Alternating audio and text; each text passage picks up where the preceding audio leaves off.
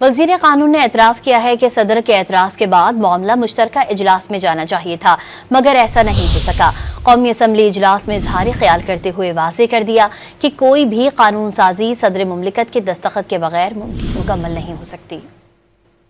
28 अक्टूबर का उनका मैसेज था सदर मुमलिकत का, स्पीकर ऑफिस को या सेक्रेटेरिएट को मौसूल हुआ,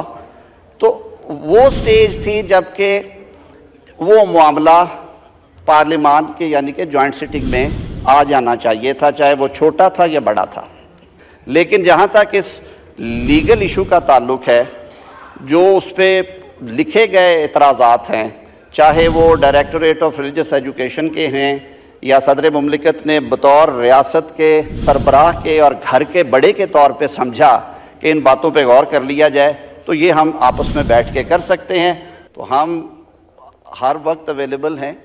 आपसे इस हवाले से बैठ के, जैसे मैंने वज़ीर आज़म साहब की ख्वाहिश का इजहार किया कि वो कहते थे कि आप एक दफ़ा आपकी टीम के साथ बैठ के इसका ये जो लीगल एंगल हैं